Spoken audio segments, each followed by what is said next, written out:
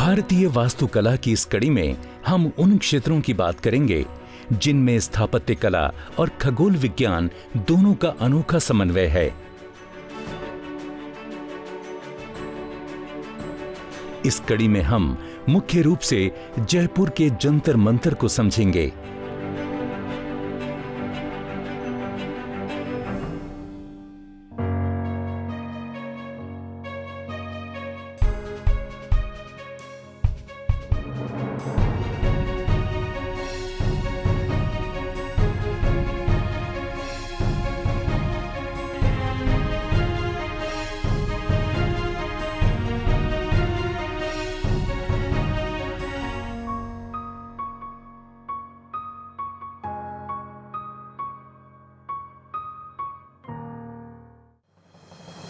यदि हम खगोल विज्ञान और खगोल भौतिकी के अध्ययन के इतिहास में जाएं, तो पाते हैं कि इनकी शुरुआत भारत में ईसा पूर्व पहली शताब्दी से हुई थी, जब प्रसिद्ध खगोल विज्ञानी और गणितज्ञ इस क्षेत्र की आधारशिला रख रहे थे।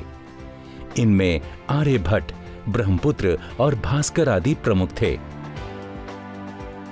ईसा पूर्व पहली सदी से 17वीं शताब्दी तक खगोलीय पिंडों के अध्ययन के लिए खगोल विज्ञान संबंधी उपकरणों के विकास में महत्वपूर्ण प्रगति हुई, लेकिन यंत्रों द्वारा मापन में शुद्धता द्वारा खगोल विज्ञान में महत्वपूर्ण विकास हुआ। भारत में ऐसा कार्य राजस्थान में स्थित आमेर राज्य के शासक महाराजा सवाई जयसिंह द्वितीय के समय में हुआ। आज हम ऐसे ही कार्यों को देखने निकले हैं। महाराजा जयसिंह द्वारा निर्मित जंतर मंतर को समझने के लिए हमने जयपुर का रुख किया है।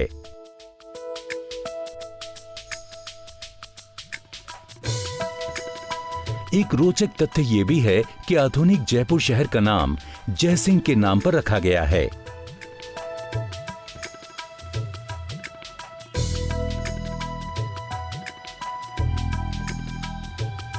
जयसिंह नाम शायद आपने सुना हो। जयसिंह ऐसे शासक थे जो गणित और खगोल विज्ञान में गहरी रुचि रखते थे। 1724 से 1730 के दौरान उन्होंने 5 खगोलीय वेधशालाओं का निर्माण कराया, जिनमें से दिल्ली, जयपुर, मथुरा, वाराणसी और उज्जैन में एक एक वेधशाला स्थित हैं। इनमें उन्होंने पूर्व अवलोकनों पर आधारित डिजाइनों को शामिल करवाया ताकि ये स्थान खगोलीय मापन के अद्वितीय स्थान बन सकें। ऐसा कार्य उस समय तक अभूतपूर्व था। इन वेधशालाओं को वर्तमान में भी अप्रतिम माना जाता है।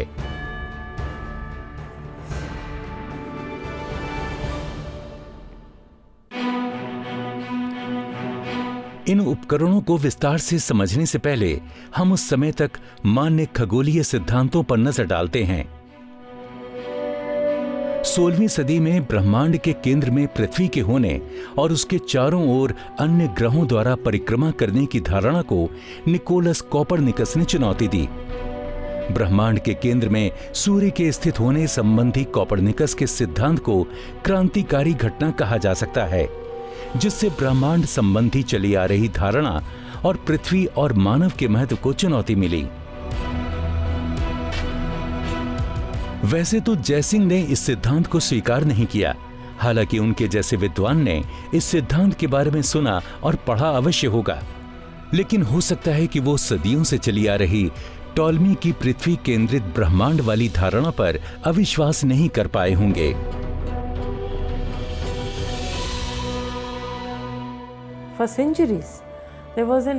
सदियों से फारसी खगोल विज्ञान में देखे जाने वाले और पूर्वानुमान बातों में अलगाव बढ़ रहा था और शायद यही बात जयसिंह को परेशान करती थी। इसलिए उन्होंने इतनी विशाल वेधशालाओं का निर्माण करवाया, जिससे कि सूर्य, चंद्रमा, तारे, ग्रहों और अन्य आकाशीय वस्तुओं की स्थिति का पता लग सके और उसी आधार पर पूर्वानुमान भी कर सकें। इस जानकारी का उपयोग कैलेंडर यानी पंचांग बनाने के लिए किया जाता था। इन वेधशालाओं का एक और उद्देश्य था, लोगों के लिए सुलभता। इन्हें विशाल और सार्वजनिक स्थानों पर बनाने के कारण लोग स्वयं अवलोकन और गणना कर सकते हैं और खगोल विज्ञान के सिद्धांतों को भी समझ सकते हैं। मूल रूप से इन विशाल उपकरणों का प्रयोग फारसी सिद्धांतों पर आधारित अवलोकनों के लिए किया जाता था। But basically they were pure position astronomy measuring instruments built on gigantic scales.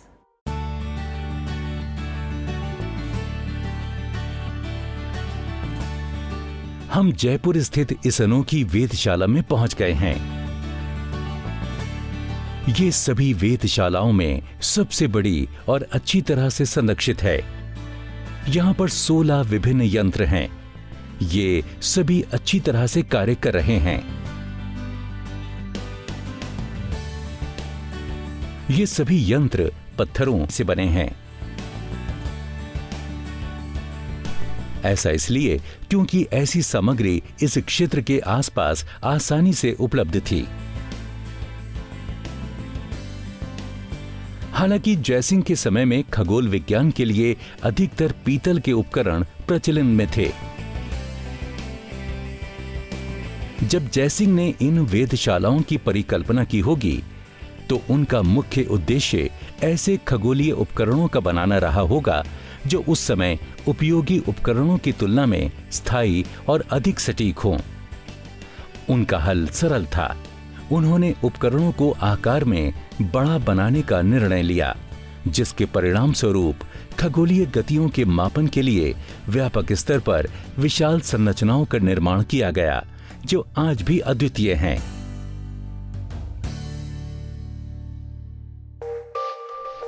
हम सबसे पहले सम्राट यंत्र को देखते हैं, जिसे सुप्रीम यंत्र भी कहते हैं। ये एक विशाल भूमध्य सूर्य घड़ी है। हालांकि विश्व में प्रचलित अन्य प्राचीन सूर्य घड़ियों और इसमें अधिक अंतर नहीं है, लेकिन सम्राट यंत्र इसलिए महत्वपूर्ण है क्योंकि इसके द्वारा समय मापन की इतनी सटीकता इससे पहले के यंत्रों में नहीं थी। ये 2 सेकंड तक के समय को सटीकता से माप सकने में समर्थ था। इस यंत्र को समझने से पहले हम जल्दी से सूर्य घड़ी के सिद्धांत को समझ लेते हैं। सूर्य घड़ी आकाश में सूर्य की स्थिति के अनुसार बनने वाली छाया पर आधारित एक बहुत सरल यंत्र है। एक सरल सूर्य घड़ी में एक पतली सी छड़ होती है जिसे शंकु कहते हैं, जिसकी छाया डायल प्लेट पर पड़ती है, जिसमें घंटों की रेखाएं चिन्हित होती हैं। पृथ्वी के गति करने और सूर्य के आकाश में दिखाई देने पर डायल प्लेट पर पड़ने वाली शंकु की छाया से समय का पता चलता है। लेकिन यह इतना आसान नहीं है। पृथ्वी के अपने अक्ष पर झुकाव के कारण सूर्य की दृश्यमान गति रोजाना परिवर्तित होती है। पृथ्वी की वक्रता भी सूर्य घड़ी के पर्यवेक्षक के लिए समस्या उत्पन्न करती है। छड़ी का सूर्य के सापेक्ष बनने वाला कोण सतह पर सीधा पड़ता है, जो विभिन्न अक्षांशों के लिए अलग अलग होता है। इसका अर्थ है कि प्रत्येक घंटा गुजरने के साथ छाया में होने वाला परिवर्तन उसकी भौगोलिक स्थिति पर कम या अधिक निर्भर होता है। सूर्य घड़ी को इस प्रकार बनाया गया था कि वो इन परिवर्तनों से अप्रभावित रहे। इसके लिए आधार प्लेटफॉर्म को स्थिर रखा गया था, जबकि शंकु घूमता रहता है, जिससे पृथ्वी के झुके हुए अक्ष में होने वाले परिवर्तनों को देखा जा सकता था। एक दूसरी विधि से भी ऐसा किया जा सकता है, जिसमें प्लेटफॉर्म को अक्षांश और शंकु के सापेक्ष सीध में रखा जाता है।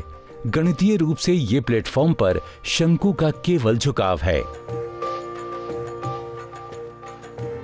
चलिए देखते हैं जयसिंह द्वारा बनाई गई विशाल सूर्य घड़ी यहाँ कैसे काम करती है। सम्राट यंत्र का आवश्यक हिस्सा शंकु है। सरल भाषा में कहें तो ये एक त्रिकोणीय दीवार है, जिसका कर्ण पृथ्वी के अक्ष के समानांतर है।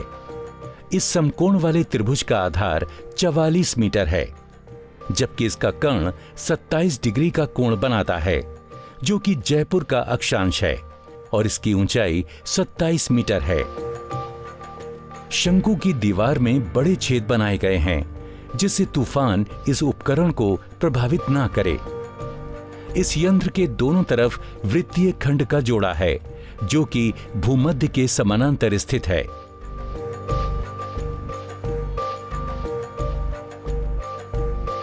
प्रत्येक वृत्तीय खंड की त्रिज्या 15 मीटर है। वृत्तीय खंड के किनारों पर क्रम में घंटे, मिनट और सेकंड बने हैं। साफ मौसम में जब सूर्य पूर्व से पश्चिम की ओर गुजरता है, तब वृत्त खंड के पैमाने पर गिरने वाली शंकु की छाया से स्थानीय समय का पता चलता है। छाया 1 घंटे में 4 मीटर चलती है। यही छाया 1 मिनट में 6 सेंटीमीटर चलती है। प्रत्येक मिनट को आगे 30 भागों में बांटा गया है, जिससे हमें अविश्वसनीय रूप से 2 सेकंड तक की सटीकता मिलती है। और इस प्रकार शंकु की छाया की गति हमें पृथ्वी की ब्रह्मांडीय गति की अनुभूति कराती है। अब हम घूमते हुए सम्राट यंत्र के छोटे रूप को समझते हैं। इसे लाल बलुआ पत्थरों और सफेद संगमरमर से बनाया गया है। ये बड़े सम्राट यंत्र के समान ही है, लेकिन यहाँ पर उत्तर दक्षिण दिशा में त्रिकोणीय दीवार है। त्रिकोणीय दीवार की छाया वृत्तीय खंड पर समान समय में समान दूरी तय करती है। इस गति द्वारा स्थानीय समय का पता लगाया जा सकता है। खंडों के 1 घंटे के 6 बराबर उपभाग किए गए हैं। प्रत्येक घंटे को 15 मिनट के 4 भागों में बांटा गया है। हर 15 मिनट को 5 मिनट के 3 हिस्सों में बांटा गया है, जिन्हें 1 मिनट के 5 भागों में बांटा गया। उसके बाद 20 सेकंड के 3 हिस्से किए गए। इस प्रकार ये यंत्र 20 सेकंड तक समय की सटीकता को व्यक्त करता है। इस परिसर में अन्य सूर्य घड़ियां भी हैं। हम सभी को जल्दी जल्दी समझने का प्रयास करते हैं। पहला यंत्र है नाड़ी वलय यंत्र। ये एक भूमध्य सूर्य घड़ी है जो जयपुर के सूर्य की स्थिति और समय को मापती है। इस भूमध्य सूर्य घड़ी में डायल प्लेट भूमध्य के तल में स्थित है। यहां शंकु डायल प्लेट के लंबवत है। घंटों की रेखाओं को एक समान 15 डिग्री अंतराल पर रखा गया है। इस सूर्य घड़ी में यंत्रों का एक जोड़ा है। एक दक्षिण की ओर तो दूसरा उत्तर दिशा की ओर रुख करता है। पहले यंत्र का उपयोग सूर्य के दक्षिण गोलार्ध में होने पर यानी 24 सितंबर से 20 मार्च के दौरान किया जाता है। दूसरे यंत्र का उपयोग सूर्य के उत्तरी गोलार्ध में रहने पर यानी 20 मार्च से 22 सितंबर के दौरान किया जाता था। प्लेटों की दीवार दक्षिण की ओर ऐसे कोण पर झुकी हुई है जिससे यंत्र पृथ्वी के भूमध्य के तल के समानांतर रहे। केंद्रीय लौह का सिरा ध्रुव की ओर है। दोपहर में सूर्य उत्तर दक्षिण रेखा पर होता है। दोपहर से पहले छाया पश्चिम की ओर होती है और दोपहर के बाद पूर्व की ओर। समय को सामान्य तरीके से पढ़ा जा सकता है। अब हम राम यंत्र की ओर चलते हैं। इस यंत्र में खुले आकाश की ओर विशाल बेलनाकार ढांचे हैं, जिसमें केंद्र की ओर एक स्तंभ यानी पिलर है। ये 12 लंबवत स्तंभों और क्षैतिज खंडों में बटे हैं। स्तंभों की ऊंचाई बराबर है, जो कि इस संरचना की त्रिज्याओं के बराबर है।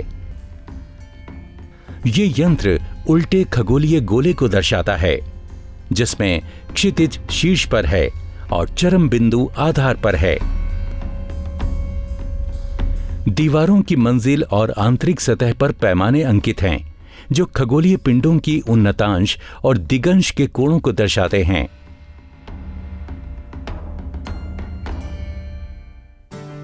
तो आगे बढ़ने से पहले उन्नतांश और दिगंश को समझ लेते हैं।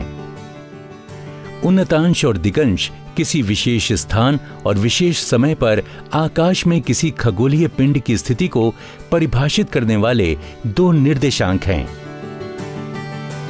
किसी पिंड के क्षितिज से ऊपर दिखने वाली दूरी उन्नतांश यानी एल्टीट्यूड है। इस कोण को क्षितिज के सबसे पास के बिंदु से मापा जाता है। किसी पिंड का दिगंश यानी एस्मथ उस पिंड की क्षितिज से कोणीय दूरी है। परिपाटी है कि दिगंश को क्षितिज से उत्तर से पूर्व की ओर मापा जाता है। ये खगोलीय पिंड की दिशा निर्धारित करता है। उदाहरण के लिए कोई खगोलीय पिंड उत्तर में है तो उसका दिगंश 0 डिग्री होगा, पूर्व की ओर 90 डिग्री, दक्षिण की ओर 180 डिग्री और पश्चिम की ओर 270 डिग्री होगा। राम यंत्र में दिगंश को दर्शाने के लिए 360 सीधी रेखाएं अंकित हैं और उन्नतांश के लिए 90 क्षैतिज रेखाएं हैं। राम यंत्र का उपयोग किसी भी खगोलीय पिंड की स्थिति को देखने के लिए किया जाता है। ऐसा आकाश में किसी पिंड को केंद्रीय स्तंभ के शीर्ष और दीवार या फ्लोर के बिंदु से सीध में रख कर किया जाता है। दिन में केंद्रीय स्तंभ के शीर्ष से दीवार पर पड़ने वाली छाया के माध्यम से सूर्य की स्थिति को मापा जा सकता है। रात में पर्यवेक्षक निरीक्षण स्तंभ के शीर्ष एवं फ्लोर या दीवार के बिंदुओं के प्रक्षेपण से पूर्ण सीध में रखकर तारों या ग्रहों की स्थिति का पता लगा सकते हैं। इस फ्लोर को सीने तक की ऊंचाई तक के मंच पर स्थापित कर खुले अंतराल के साथ विभिन्न खंडों में व्यवस्थित किया गया है। ये खुला स्थान निरीक्षक को चिन्हित सतह के ऊपर आराम से जाने के लिए बनाया गया है।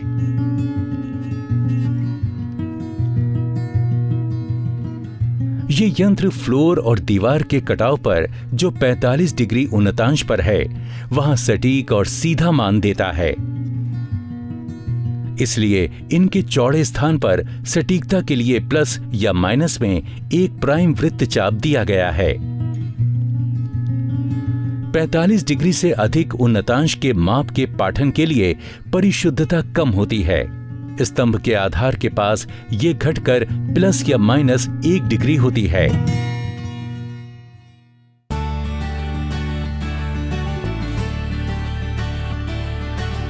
जयपुर के जंतर मंतर में विश्व के बड़े एस्ट्रोलैबों यानी तारेक्षों में से एक स्थित है। एस्ट्रोलैब ऐसा मध्ययुगीन यंत्र है जिसके द्वारा खगोलीय पिंडों के समय और उनकी स्थिति को मापा जाता है। एस्ट्रोलैब का उपयोग दिए गए समय और विशिष्ट स्थान पर आकाश की स्थिति को देखने के लिए किया जाता है। ऐसा एस्ट्रोलैब के सामने की ओर से आकाश का ड्राइंग बनाकर और उसकी स्थिति को चिन्हित कर आसानी से उन्हें खोजने में किया जाता है। एस्ट्रोलैब का उपयोग करके आप विशिष्ट समय और तिथि को गतिमय घटकों को समायोजित कर सकते हैं। एक बार सेट हो जाने पर अधिकतर आकाश दृश्यमान और अदृश्यमान इस उपकरण के किनारों पर वर्णित हो सकते हैं। इसके माध्यम से अनेक खगोलीय समस्याओं को बहुत दृश्यमान तरीके से सुलझाया जा सका है। एस्ट्रोलैब का ये रूप कैसे काम करता है, इसी उत्सुकता के चलते हम बड़े से यंत्र राज की ओर चलते हैं। ये 3 मीटर ऊंचा और लगभग 400 किलो वजन वाला यंत्र है। ये आकाशीय गोले में दृश्यमान हिस्से का नक्शा है जिसका उपयोग विशाल मात्रा में उपलब्ध खगोलीय आंकड़ों की गणना में किया जाता था। इस उपकरण के छिद्र में अलग से प्लेट को रखकर जिसे 0 से 180 डिग्री तक अंशांकित किया गया है, विभिन्न ग्रहों की स्थिति की गणना की जा सकती है। उनके समय अंतराल का विभाजन करके किसी ग्रह की घूर्णन गति और सूर्य एवं चंद्र ग्रहणों की तिथियों का पता लगाया जा सकता है। इसके अलावा सूर्योदय, सूर्यास्त और चंद्र के अस्त होने के समय आदि की गणनाएं भी की जा सकती हैं। बाईं ओर लगी डिस्क का उपयोग ब्लैक बोर्ड की भांति किया जा सकता है जिसमें अवलोकनों और गणनाओं को दर्ज किया जा सकता है।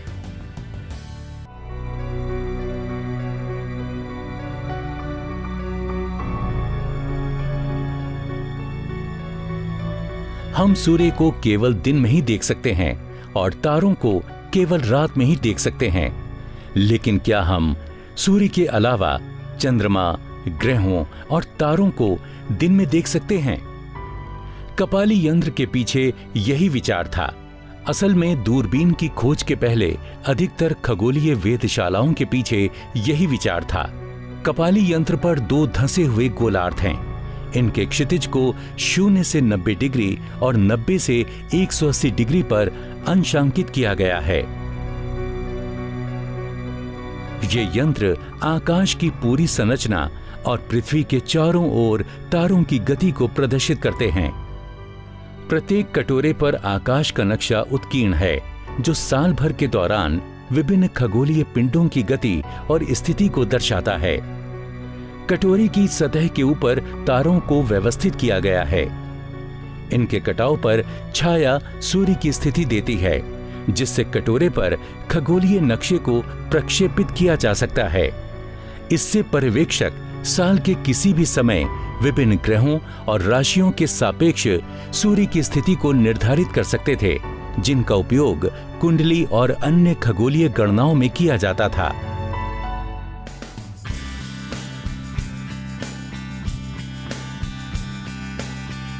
अब हम जयप्रकाश यंत्र के पास आए हैं।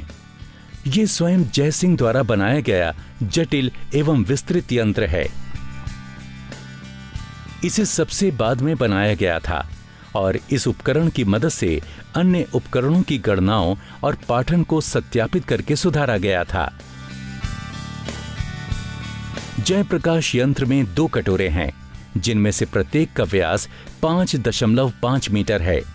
ये कटोरे पृथ्वी के हिस्सों का प्रतिनिधित्व करते हैं। इनकी आंतरिक सतह 6 संगमरमर खंडों में बटी है, जिनमें से प्रत्येक को मिनट और सेकंड में बांटा गया है। कटोरे की आंतरिक सतह पर दृश्यमान आकाश का नक्शा है। इसके अलावा इसके किनारे के आसपास वर्ष की राशि चक्र के विभाजन सहित अतिरिक्त पैमाने बने हैं। किनारे के स्तर पर लटका एक तना हुआ तार धातु की एक प्लेट को थामे है, जो कटोरे के केंद्र पर सीधा खुलता है। ये प्लेट रात्रि अवलोकनों के लिए दृश्य युक्ति के रूप में उपयोगी है और सौर अवलोकनों के लिए आंतरिक सतह पर पहचान सकने वाली छाया यहां बनती थी। जयप्रकाश यंत्र की सतह उल्टे दृश्य के अनुरूप चिन्हों से उत्कीर्ण है, जिनमें दिगंश, उन्नतांश या क्षितिज और भूमध्यीय निर्देशांक प्रणाली का उपयोग करके खगोलीय पिंडों की स्थिति को बताया जा सकता है। हमने इस कड़ी में खगोल विज्ञान पर काफी कुछ देखा और समझा, वो भी एक ही स्थान पर। ये आश्चर्यजनक है, जंतर मंतर में स्थापित ये प्राचीन यंत्र आज भी पूरी तरह से वैज्ञानिकता और सटीकता से काम कर रहे हैं। उस समय वास्तुकला का उपयोग जंतर मंतर के रूप में विज्ञान के लिए किया गया था। ऐसी संरचनाएं अभी भी भारत में वैज्ञानिक नवाचार के प्रतीक के रूप में जनमानस को प्रेरित करती हैं।